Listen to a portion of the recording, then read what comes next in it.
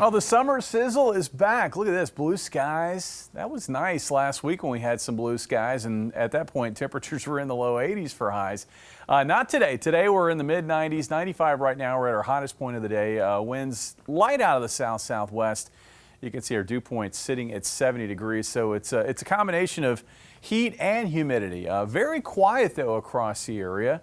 As we broaden out the view, we find some active weather to the north across Minnesota, back through the Dakotas and in Nebraska. There is a cold front located in that spot, and that cold front's going to be dropping southeast, but it's also going to be running up against the core of the heat dome. That's what kept our pattern so quiet today.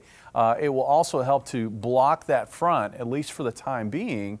Looks like as we work into our Tuesday, we're still going to have heat around. Humidity levels may be just a hair lower though, and that brings the risk for higher heat indices down a bit. But we still have a heat advisory in effect for Tuesday, for the afternoon hours into the evening for areas up toward Lake of the Ozarks and north and east. In fact, an excessive heat warning in effect for a lot of northern Illinois and eastern Iowa. Locally for southern Missouri and northern Arkansas, it's still going to be hot. I mean, we're still talking about highs in the 90s.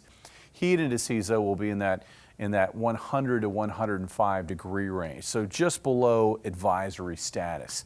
Looking at conditions overnight tonight, it will be quiet. Skies will be clear. Tomorrow we're going to find, I think, mostly sunny to partly cloudy skies. There's hints that there may be a bit of a boundary that tries to drop south into the area and may serve as a focus for some spotty late afternoon shower or thunderstorm activity.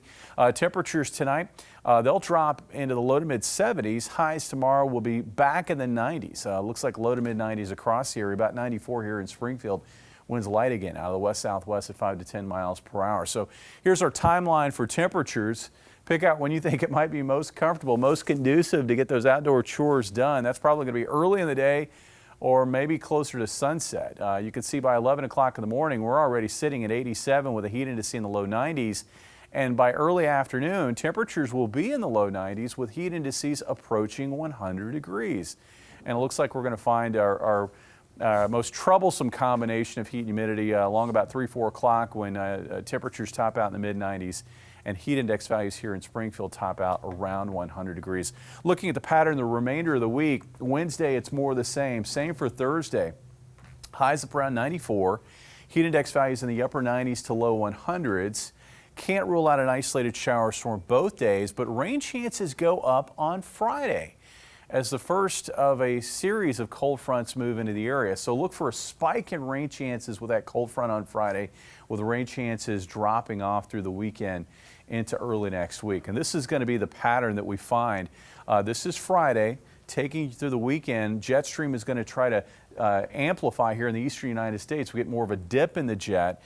As I said, that's going to push probably at least a couple of cold fronts into and then eventually through the area by the end of the weekend. So we're going to find humidity levels coming down once we get past Saturday, and it should be noticeably more mild and comfortable by Sunday afternoon into Monday of next week, which is Labor Day, a holiday.